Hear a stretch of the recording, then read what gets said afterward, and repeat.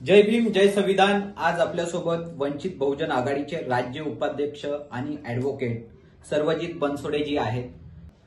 तर नुकताच 2 जानेवारी रोजी कराडमध्ये सातारा येथे एक कार्यक्रम घेण्यात आला आणि त्यानंतर त्याची बातमी सुद्धा लोकसत्तेने छापली आहे।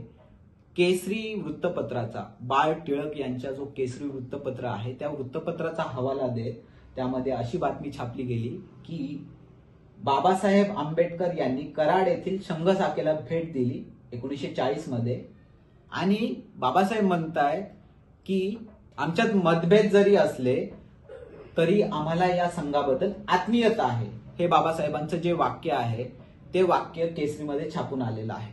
आता पहिली गोष्ट तर ते खरं आहे वृत्त किती, वृत्तपत्रामध्ये तर लोकसत्तेमध्ये ही बातमी तर आलेली आहे, पण केसरीमध्ये खरंच बाबासाहेब गेले होते तिथे आणि केसरीने ती वृत्तपत्र ते छापलं होतं का? कारण की केसरीच्या जे काही कार्यालय आहे पुणे इथल्या कार्यालयामध्ये आम्ही स्वतः गेलो होतो त्या वृत्तपत्राची ती शहानिशा करण्यासाठी की ती प्रत हवी आहे आम्हाला म्हणून। तर तिथले जे काही व्यवस्थापन होतं त्यांनी आमच्याकडून पद्धतशीर अर्ज लिहून घेतला ती प्रत बघण्यासाठी केवळ, आणि तो अर्ज घेऊन ती प्रत तर त्यांनी दाखवलेली नाहीये अजून, आणि फक्त आम्हाला सांगितलंय की त्या अर्जावर आम्ही विचार करू आणि त्यानंतर आम्ही तुम्हाला तुमचा निर्णय कळवू। तर या सर्व प्रकाराकडे आपण कसं पाहता? आपल्या प्रबुद्ध भारत या मीडियाच्या माध्यमातून आपण एक महत्त्वाचा विषय या ठिकाणी आज उपस्थित केलेला आहे।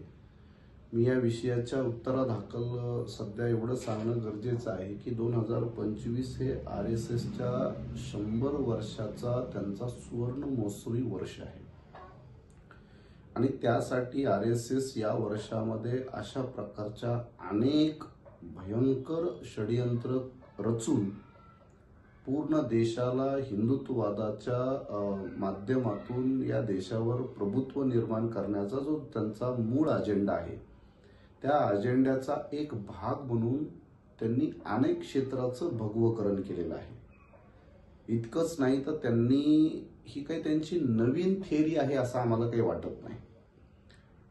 RSSचा भाजपाचा जो अजेंडा आहे तो अजेंडा आहे find the enemy, destroy the enemy, and if you are unable to destroy the enemy then adopt the enemy। जर तुम्ही एखाद्या शत्रूला संपू शकत नसाल तर त्या शत्रूलाच दत्तक घ्या। ज्याला आपण संपू शकत नाही तर तो माणूस आमचाच आहे असं घोषित करा।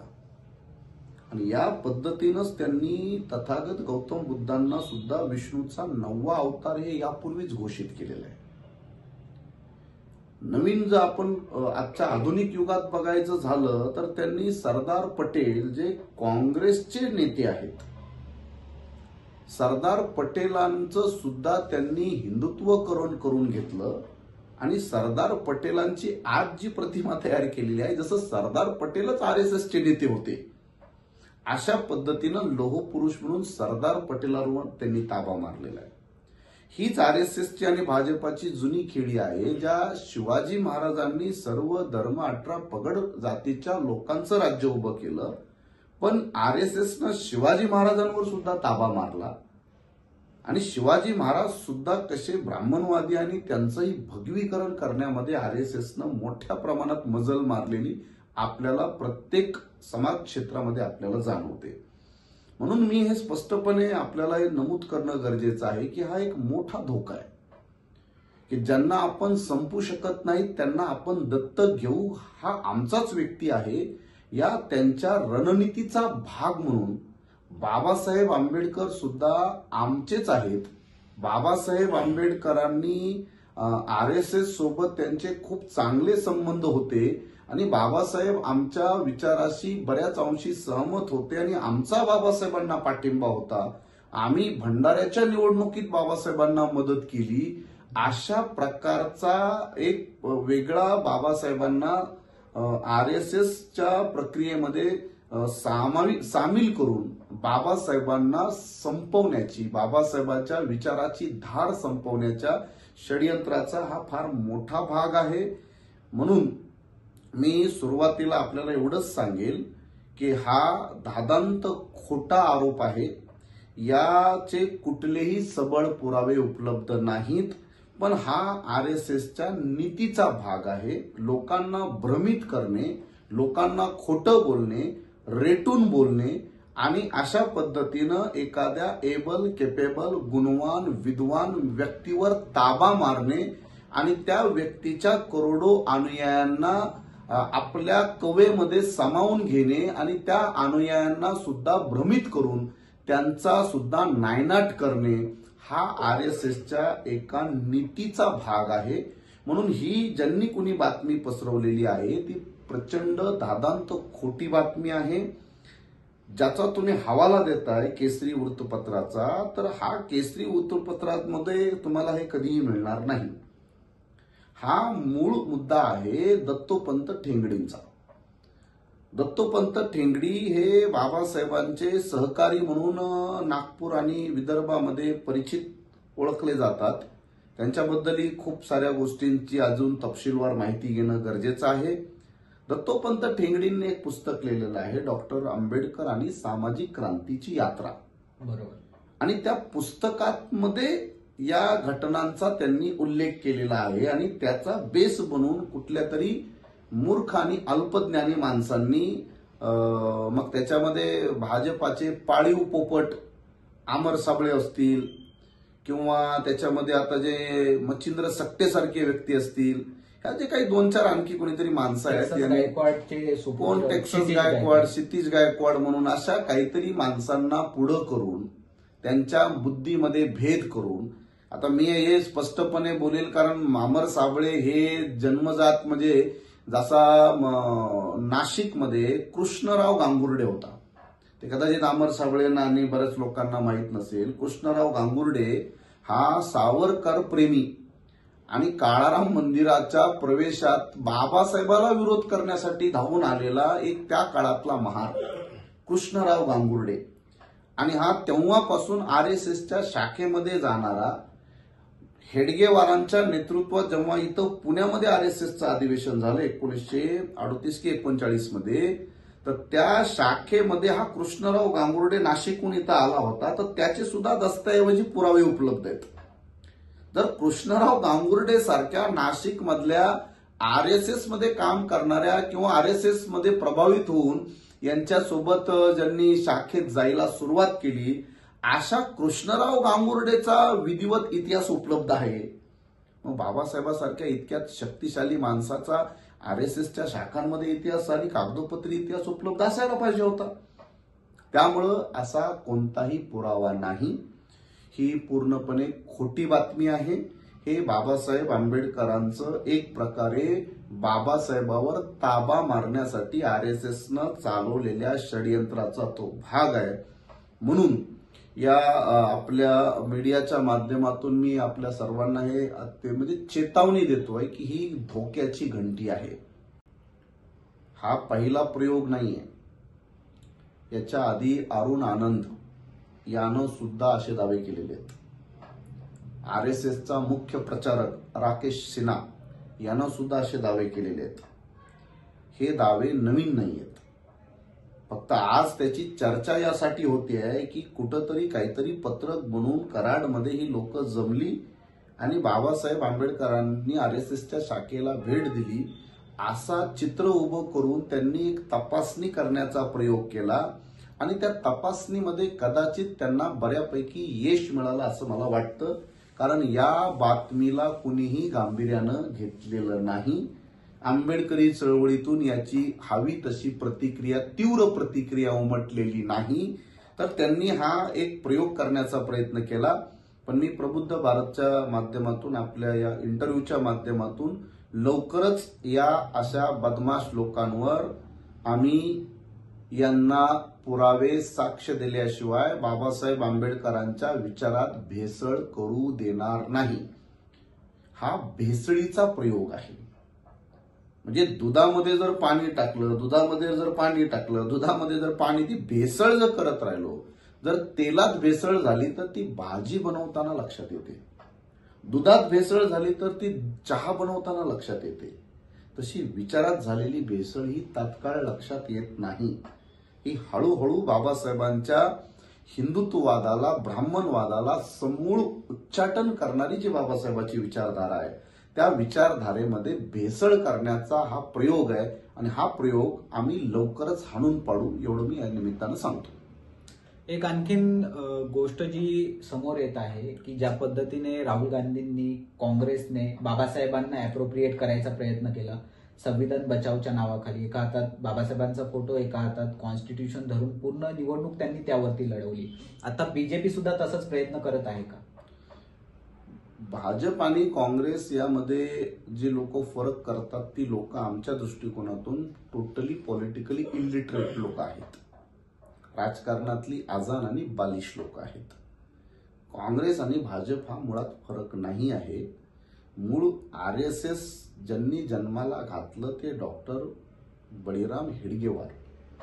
खुद्द बळीराम हेडगेवार हे विदर्भाच्या काँग्रेसचे सेक्रेटरी होते. बळीराम हेडगेवार काही वेगळी व्यक्ती नव्हती, ते काँग्रेसमधून फुटून त्यांनी RSS जन्माला घातलेली आहे.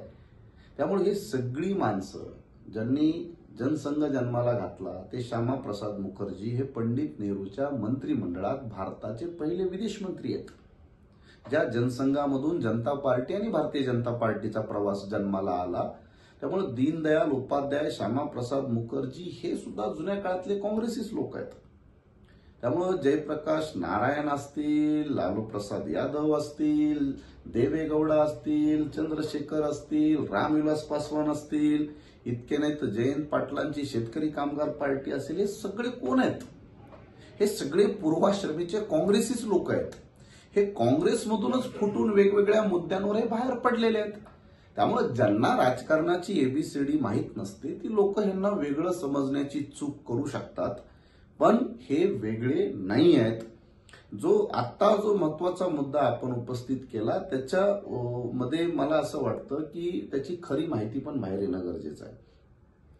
जो आता कराडमध्ये 2 तारखेला जो कार्यक्रम आयोजित करून बाबासाहेब आंबेडकरांचं संघीकरण करण्याचा जो एक टेस्टिंग प्रयोग करण्यात आला, एक टेस्ट घेण्यात आली, लिटमस टेस्ट त्यांची चालूच असते काही ना काही करून. त्यामुळे 2 जानेवारी हा जो त्यांनी आधार घेतला तो आधार घेतलाय 9 जानेवारी 1940 मध्ये केसरी वृत्तपत्रात काहीतरी बातमी छापून आली. अशा प्रकारचा आधार घेऊन त्यांनी ही भूमिका त्याचं कॅम्पेन करायला सुरू केलेली आहे. पण त्याच्या उलट 20 जानेवारी 1940ला बाबासाहेबाचा जो वृत्तपत्र आहे जनता, त्या जनतामध्ये मात्र कराडच्या या दौऱ्याचं सगळं डिटेल जनतामध्ये त्याच काळामध्ये छापून आलेलं आहे. जर 2 जानेवारीला बाबासाहेब आंबेडकर गेले कराडला आणि 20 जानेवारीला जनतामध्ये सगळं छापून आलेलं आहे. त्या भाषणाचं हेडिंग 18व्या खंडामध्ये भाग 2 मध्ये उपलब्ध आहे. पूर्ण दिनचर्या त्याच्यात उपलब्ध आहे. बाबासाहेब आंबेडकरांची गाडी साताऱ्याला जात असताना खराब झाली. मग खराब झालेल्या गाडीला बाबासाहेब आंबेडकरांना लक्ष्मणराव शेटे नावाच्या एका व्यापाऱ्याने बाबासाहेबांना लिफ्ट दिली. मग लक्ष्मणराव शेटेंच्या गाडीमध्ये बसून बाबासाहेब कराडला जात असताना त्या लक्ष्मण शेटेच्याही गाडीचा ऍक्सिडेंट झाला. या कराडला ज्या दिवसाचा हे RSSचे बदमाश लोक उल्लेख करतात, त्या दिवशी बाबासाहेबांच्या डोक्याला, हाताला, पायाला गंभीर जखमा झाल्या आहेत. त्याची नोंद आहे. बाबासाहेबांनी त्याची ट्रीटमेंट घेतली आहे. त्यामुळं 2 जानेवारीचा तर सगळा डिटेल इतिहास उपलब्ध आहे. मग तुमची कोणती 2 जानेवारी तुम्ही कराडची आणलेली आहे? 2 जानेवारीला बाबासाहेब आंबेडकर कराडमध्ये गेले. ते कराडच्या म्युन्सिपाल्टीचे अध्यक्ष कदम यांनी बाबासाहेब आंबेडकरांना कराड म्युन्सिपाल्टीच्या वतीनं त्यांना एक मानपत्र देण्यासाठी बाबासाहेबांना बोलवलं. आणि ऍडव्होकेट बहुलकर, या बहुलकरांनी ते मानपत्र वाचून दाखवलं आणि अध्यक्ष कदम यांच्या हस्ते बाबासाहेबांना ते मानपत्र बहाल केलं. बाबासाहेबांना तिथं भाषण केलेलं आहे, ते भाषण पण उपलब्ध आहे. आणि त्याच दिवशी संध्याकाळी कराड शहरातले जे बौद्ध लोक आहेत, म्हणजे पूर्वाश्रमीचे महार लोक आहेत, त्यांनीही बाबासाहेबांची एक सभा तिथं आयोजित केली होती. त्यालाही हजारो लोक उपस्थित होते.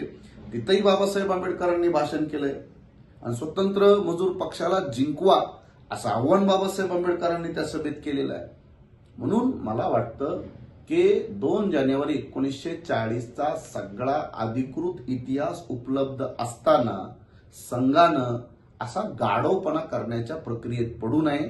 कारण आंबेडकरवादी लोक कदाचित सत्तेमध्ये नसतील, आंबेडकरवादी लोकांचे आमदार आणि खासदार नसतील, पण आंबेडकरवादी लोक तुमच्या बुद्धिभेदाला, तुमच्या या चाणक्य नीतीला पुरून उरण्याच्या लायक आहेत. एवढं आरएसएसच्या लोकांनी लक्षात घ्यावं.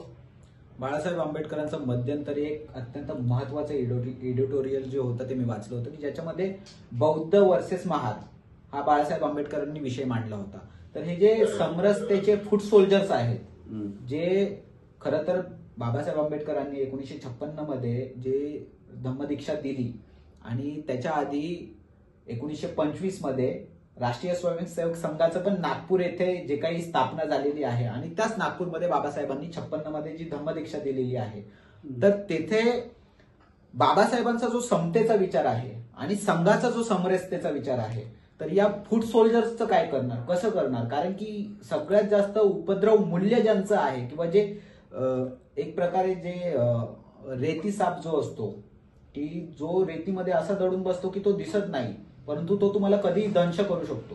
तर त्यांचं तुम्ही कशा प्रकारे काय इलाज करणार, ट्रीटमेंट काय करणार? काय बघा, संघाच्या बाबतीमध्ये बाबासाहेब आंबेडकरांनी फार लोकांनाही कदाचित माहीत नाहीये, त्या मीडियामधून कदाचित तो प्रचार झाला तर बरं होईल. बाबासाहेब आंबेडकरांनी आरएसएसची तुलना ही पाकिस्तानमधल्या एका आतंकवादी खाकसार नावाच्या संघटनेसोबत केलेली आहे. बाबासाहेब आंबेडकरांनी आरएसएसला त्याच काळामध्ये एक आतंकवादी संघटना घोषित केलेलं आहे. खाकसार हे त्याचं अधिकृत नाव आहे. हे बाबासाहेबांच्या रायटिंग स्पीचेसमध्ये उपलब्ध आहे. आपल्या अडचणी अशा होतात की आपण समाज म्हणून बाबासाहेबांना संविधान लिहिलं आणि बाबासाहेबांच्या आयुष्यातले काही 4-2 महत्वाचे प्रसंग याच्या व्यतिरिक्त आपण बाबासाहेबांच्या व्यक्तिमत्वाला नीटपणे समजून न घेतल्यामुळे खूप साऱ्या मिसअंडरस्टँडिंग आणि खूप सारा मूर्खपणा वाढलेला आहे. जुगाड करून आणि लोकांना आज्ञाने ठेवून कुठलीही क्रांती होत नसते. बदल हा लोकांना जागृत करून लोकांमध्ये या पद्धतीची जाज्वल्य भावना उत्पन्न करूनच बदल घडलेले आहेत. गुलाम, अज्ञानी, मूर्ख आणि लालची लोक जगात कोणतीही क्रांती करत नसतात. म्हणून बाबासाहेबांनी आरएसएसच्या बाबतीमध्ये, हिंदुत्वाच्या बाबतीमध्ये त्यांचे अत्यंत प्रखर विचार आहेत. जेव्हा गांधीजींची हत्या झाली, गांधीजींच्या हत्येनंतर देशभरामध्ये ब्राह्मणांवर जीव घेणे हल्ले झालेले आहेत. इथं पुण्यामध्ये झालेले आहेत, कोकणामध्ये झालेले आहेत, अनेक ठिकाणी ब्राह्मणांच्या हत्या करण्यात आलेल्या आहेत. या हत्या रोखाव्या यासाठी खुद्द गोळवणकर बाबासाहेब आंबेडकरांना दिल्लीच्या घरी भेटायला आलेले आहेत.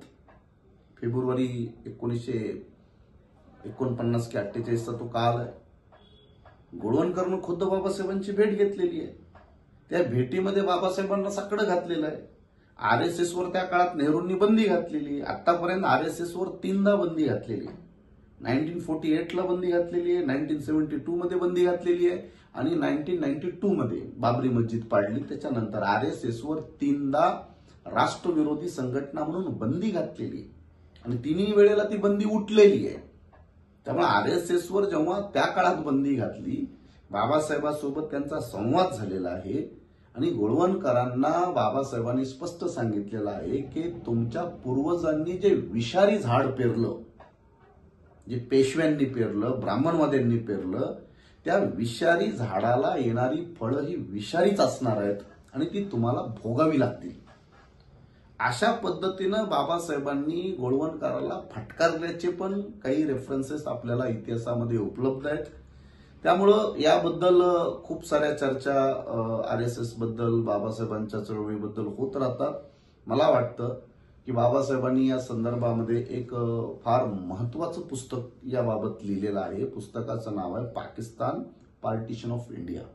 मला सर्वजितजी याच्यामध्ये सर्वात महत्वाचं तुम्हाला जे विचारायचंय, कारण की उजव्या विचारसरणीचे लोक मोस्टली पार्टिशन और पाकिस्तान और पार्टिशन ऑफ इंडिया या पुस्तकातले काही ठराविक मजकूर कोट करत असतात नेहमी आणि बाबासाहेब कसे मुस्लिम विरोधी आहेत हे दाखवत असतात. तर हा जो एक सोशल मीडियामध्ये खूप जोरदार नॅरेटिव्ह चालतो आणि त्यांचे जेवढे इंटेलेक्च्युअल थिंक टँक आहे ती थिंक टँक सुद्धा मग अगदी जे साई दीपक वगैरे जे कोणी असतील तर त्यांच्यापासून बरेचसे इंटरव्ह्यूज म्हणा किंवा पॉडकास्टमध्ये ओपनली अँड ब्लॅटंटली ते हे मिसइन्फॉर्मेशन पसरवत असतात की बाबासाहेब कशा प्रकारे मुस्लिम विरोधी होते.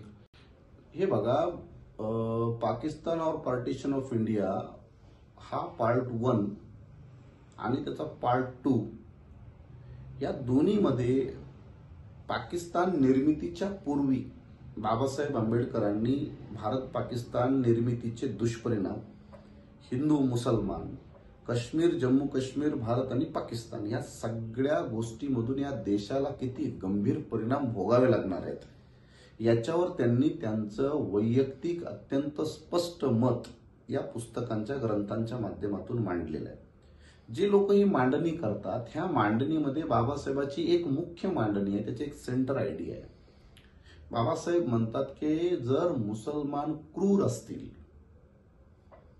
तर हिंदुत्ववादी नीच आहेत. आणि या आधारावर बाबासाहेब स्पष्टपणे म्हणतात की नीचता ही क्रूरतेपेक्षा जास्त वाईट आहे. म्हणून जे कोणी नेरेटिव्ह बनवतात त्या नेरेटिव्ह बनवणाऱ्या अर्धगाभोळ्यांना हे माहीत नसतं की याच पुस्तकामध्ये बाबासाहेब आंबेडकर म्हणतात हिंदुत्व हा या देशाला लागलेला शाप आहे.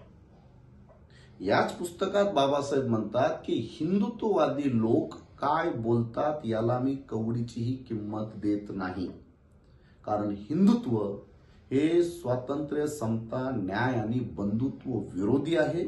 हिंदुत्व हे लोकशाही विरोधी आहे. त्यामुळं कुठल्याही परिस्थितीत भारत हिंदुत्ववादी देश बनता कामा नये. जर भारत हिंदुत्ववादी देश झाला तर ही या देशावरची सर्वात मोठी आपत्ती असेल, सर्वात मोठं संकट असेल. हे बाबासाहेब आंबेडकरांनी पाकिस्तान और पार्टिशन ऑफ इंडिया मध्ये फार खणखणीत आणि ठामपणे लिहिलेलं आहे. आणि निश्चितच बाबासाहेब आंबेडकरांनी मुस्लिमांमधल्या सुद्धा त्यांना पटत नसलेल्या, त्यांच्या तर्काला काही गोष्टी पटत नव्हत्या, तर बाबासाहेबांनी 100% त्याही बाबतीमध्ये त्यांची मतं मांडलेली आहेत. त्यामुळे बाबासाहेबांनी अशी बोळवण केलेली नाही. पाकिस्तान निर्मितीचा जेव्हा प्रश्न आहे आणि तेव्हा साहजिकच तो मुसलमानांच्या एकूण कल्चरवर, मुसलमानांच्या जगण्यावर, मुसलमानांच्या व्यवहारावरचा तो प्रश्न होता. म्हणून बाबासाहेब आंबेडकरांनी मुस्लिमांमधल्या कुप्रथा याला बाबासाहेबांनी त्यांच्या पद्धतीनं विरोध दर्शवलेला आहे. पण त्याच्या 1000पट हा हिंदुत्ववादी, ब्राह्मणवादी भूमिकेला बाबासाहेबांना त्याची चिरफाड केलेली आहे. म्हणून त्या भूमिका ज्या आहेत त्या तुम्ही एक अंगी बघू नये असं या निमित्तानं मला सांगायचंय. सर्वजितजी, आपण इंटरव्ह्यूच्या शेवटाकडे वळत आहोत. तर एकंदरीत जो मनुवादाचा जो धोका आहे किंवा वैदिक ब्राह्मणिझमचा जो धोका आहे तो आजही भारतासमोर खूप जोरदारपणे आणि जोरकसपणे समोर येत आहे. 1925 ते 2025 या दरम्यान ज्या पद्धतीने संघाची जी विषबीजं आहेत ती पूर्ण भारतात आता फोफावत चाललेली आहेत. आणि इथून पुढं आंबेडकरी जनता किंवा आंबेडकरी चळवळीचे हे जे कार्यकर्ते आहेत, कारण की आपल्या एकंदरीत सगळ्या आतापर्यंतच्या इंटरव्ह्यू मधनं एक मुद्दा जो प्रकर्षाने जाणवलेला आहे की सर्वांनी बाबासाहेब आंबेडकरांचे जे ग्रंथ आहेत, जे खंड आहेत, त्याचं वाचन करणं अत्यंत महत्वाचं आहे. त्यामध्ये जे काही संदर्भ आहेत, चळवळीची जी पुढची दशा आणि दिशा असणार आहे त्या ग्रंथांमधनं आपल्याला वेळोवेळी भेटत राहतील. आपल्याशी बोलण्याचा हाच एक आनंद असतो की आपण संविधान अभ्यासक तर आहातच, परंतु हे जे संदर्भ असतात, बारीक बारीक जे संदर्भ असतात, because devil is in the details, आणि ते जे डिटेल्स आहेत ते आपण अत्यंत व्यवस्थितपणे बाहेर काढत असता आणि एकदम व्यवस्थितपणे ते उलगडून आपण जनतेपुढे, प्रेक्षकांपुढे ते मांडत असतात. तर संघाची ही जी काही आता पुढची रणनीती असणार आहे, कारण की लिटमस टेस्ट तर ते सतत करतच आहेत, परंतु आणखीन काय धोका आहे आणि त्याच्यासाठी आपली जनता, आंबेडकरी जनता किंवा आंबेडकरी चळवळीचे कार्यकर्ते कशा प्रकारे पुढची लढाई द्यायला तयार आहे. मी या निमित्तानं फार गंभीर गोष्ट आहे की एकतर RSS सोबत खुल्यापणाने, मोकळेपणाने त्यांना आव्हान देऊन त्यांच्यासोबत कोणीही संघर्ष करायला हिम्मत करत नाही. लोक सगळी वरवर बोलतात, त्यामध्ये आपण बाळासाहेब आंबेडकरांचं यासाठी आपण अभिनंदन केलं पाहिजे की RSS संघटनेवर बंदी घाला आणि आर्म ऍक्ट अंतर्गत मोहन भागवत जे दर दसऱ्याला AK-47 रायफलच्या आणि शस्त्रांच्या पूजा करतात, तर या लोकांवर आर्म ऍक्टच्या अंतर्गत गुन्हे नोंदवून यांना जेलमध्ये डांबलं पाहिजे अशी भूमिका घेऊन RSSला कायम प्रखर विरोध करण्याची जी बाळासाहेब आंबेडकरांनी भूमिका घेतलेली आहे, ही भूमिका अत्यंत गंभीर आहे. RSS सोबत खुल्या मनानं इतक्या ओपनली राजकारणात समाजकारणात कुणी त्यांना आव्हान देत नाही. ज्यांनी ज्यांनी हे आव्हान दिलेलं आहे त्या सगळ्या लोकांचे इतिहासामध्ये काय त्याचे परिणाम झालेले आहेत ते कदाचित अनेक लोकांना माहीत नसतील. म्हणून एखादा नेता वंचित बहुजन आघाडीच्या माध्यमातून RSS सारख्या अत्यंत विषारी आणि प्रचंड क्रूर, म्हणजे हे तुम्हाला समजायला हवं की दाभोळकरांचा खून होतो आणि आजपर्यंत त्याचे आरोपी सापडत नाहीत. बरोबर आहे. बरोबर. म्हणजे जे इन्स्टिट्यूलाइज मर्डर असतात आणि असे इन्स्टिट्यूलाइज मर्डर RSSनं किती घडवलेले आहेत त्याचा आजपर्यंत आपल्याला अंदाजा नाही. म्हणून अजमेरच्या बॉम्ब ब्लास्ट पासून, हैदराबादच्या बॉम्ब ब्लास्ट पासून, नांदेड मालेगावच्या बॉम्ब ब्लास्ट पर्यंत जो RSSचा स्पष्टपणे त्याच्यामध्ये हात लक्षात आला, त्याचे पुरावे लक्षात आले. RSSचे कार्यकर्ते सुनील जोशी पासून ते प्रज्ञा ठाकूर सिंग पर्यंत अनेक लोक त्याच्यात स्पष्टपणे सापडलेले आहेत. म्हणजे RSS हे इतकं सोपं संघटन नाहीये. तुम्ही शाब्दिक चकमक करून, वैचारिक बुद्धिभेद करून फार RSSचा मुकाबला कराल या भ्रमामध्ये राहू नका. RSS ही अल कायदा, ISIS सारखीच संघटना आहे. सनातन, अभिनव भारत, बजरंग दल हे सगळे RSSचीच पैदाइश आहे. त्यामुळे जितकेही कट्टरपंथी हिंदुत्ववादी लोक आहे हे RSSचेच बगलबच्चे आहेत. म्हणून RSS जितकं जमतं तितकं शाब्दिक चकमक, वैचारिक चकमक करते आणि जिथं जमत नाही तिथं माणसांचे खून करून, मुर्दे पाडून तो विषय संपवते. हा RSSचा इतिहास शिवाजी महाराजांचा असेल, संभाजीराजांचा असेल, ते तुकाराम महाराजांचा असेल, ते गोपीनाथ मुंड्याच्या खुनापासून ते आत्ताच्या आपल्या या तुमच्या नरेंद्र दाभोळकरांच्या खात्तेपर्यंत मी अशी शेकडो उदाहरणं देऊ शकतो. त्यामुळं RSS हा तुम्ही ज्या पद्धतीनं समजताय तितका सोपा विषय नाहीये. त्याला आपण गांभीर्यानं जर नाही घेतलं तर भविष्यामध्ये त्याचे फार गंभीर परिणाम आपल्या सगळ्यांना भोगावे लागतील. कारण ही धर्मानं, सनातनी विचारानं प्रचंड बरबटलेली आणि त्या अहंकारामध्ये प्रचंड वेडी झालेली माणसं आहेत. स्वतःचं रक्त उच्च आहे, बाकीच्यांचं नीच आहे आणि ही सगळी ॲडॉल्फ हिटलरला आदर्श मानणारी माणसं आहेत. याच्यात स्पष्टपणे बंच ऑफ थॉट्स मध्ये गोळवणकरांनी बंच ऑफ थॉट्स म्हणजे काय, RSSचं कॉन्स्टिट्यूशन आहे एक प्रकारचं. आणि बंच ऑफ थॉट्स मध्ये स्पष्टपणे गोळवणकरांनी लिहिलेलं आहे की जी वागणूक ॲडॉल्फ हिटलरने जर्मनीतल्या तिथल्या यहुदींना दिली, जे तिथल्या ज्यूज लोकांच्या 64 लाखापेक्षा जास्त ज्यूज लोक मशीन लावून मारलेले आहेत. आणि हे गोळवणकर स्पष्टपणे म्हणतात की ॲडॉल्फ हिटलरनं जी जर्मनीतल्या अल्पसंख्याकांना वागणूक दिली तीच वागणूक इथं दिली पाहिजे. हे लिखित आहे. याची लाज नाही कुठल्या RSS वाल्यांना, त्याची समज नाही किंवा त्याची शरम वाटत नाही. त्यामुळं हे सगळं नियोजित आहे. ही सगळी रेसिझमची, कास्टिझमची पिलावळ आहे. ही ॲडॉल्फ हिटलरच्याच अवलादी आहेत. ह्या वेगळ्या स्वरूपामध्ये भारतामध्ये काम करतात एवढाच त्याचा भाग आहे. म्हणून तुम्ही कधी याचं अवलोकन केलेलं आहे की मला माहित नाही की RSS ही काळी टोपी का घालते, RSSची लोक खाकी चड्डी का घालतात, RSSची लोक कधीही असा सॅल्यूट करत नाहीत, त्यांचा सॅल्यूट असाच का असतो, याचं कुणी अवलोकन का केलं नाही. RSSची काळी टोपी, RSSची खाकी चड्डी, RSSची सॅल्यूट सिस्टीम, RSSच्या हातातल्या काठ्या हे सगळं ॲडॉल्फ हिटलरच्या नाझी फौजेचा ड्रेस कोड आहे. हा ड्रेस कोड ऍडॉल्फ हिटलरच्या नाझी फौजेचा, त्यांच्या सैन्याचा ड्रेस कोड आहे. ते त्यांनी चोरून इथं अनुकरण करण्यासाठी आणलेलं आहे. आता जी लोक ऍडॉल्फ हिटलरच्या नाझी सैन्याचा ड्रेस कोड चोरतात ती लोक ऍडॉल्फ हिटलर प्रमाणेच राज्य करणार ना. हे अजून आणखी बावळट लोकांना समजत नाही. म्हणून आपण या इंटरव्ह्यूच्या माध्यमातून मी सतर्कतेचा इशारा देतो. आणि त्याच्यासोबत एक गंभीर गोष्ट म्हणजे RSSचं जे मूळ मुखपत्र आहे, एक पंचजन्य आहे आणि एक ऑर्गनायझर आहे. तुम्ही कुणीही आत्ता, मी लाईव्ह सांगतोय आपल्याला, तुम्ही कुणीही आत्ता ऑर्गनायझरचा विकिपीडिया उघडा. तुम्ही गुगलवर तुम्ही ऑर्गनायझरचा विकिपीडिया उघडल्याबरोबर त्याच्यावर तुम्हाला एकच फोटो दिसेल RSSच्या मुखपत्रावर, आणि तो फोटो बाबासाहेब आंबेडकरांचा आहे.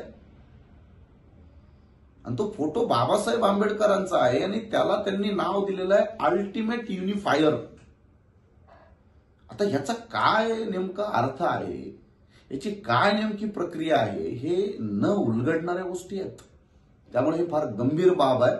समाजानं RSSला इतक्या हलक्यामध्ये घेऊ नये. RSSची कार्यप्रणाली ही देश विघातक आहे आणि RSS या संघटनेनं बाबासाहेब आंबेडकरांना टार्गेट करून, डायजेस्ट करून गिळंकृत करण्याच्या प्रक्रियेला RSS लागली आहे, असं मला या इंटरव्ह्यूच्या निमित्तानं सांगायचं. खूप महत्वाचे मुद्दे मांडलेले आहेत आणि ज्या पद्धतीने RSSची कार्यप्रणाली आहे त्यावरती जो प्रकाशझोत सर्वजित बनसोडे यांनी टाकलेला आहे तो अत्यंत महत्वाचा आहे. हा धोका वेळीच आपल्या जनतेने ओळखला पाहिजे. जय भीम, जय भारत, जय संविधान. जय भीम.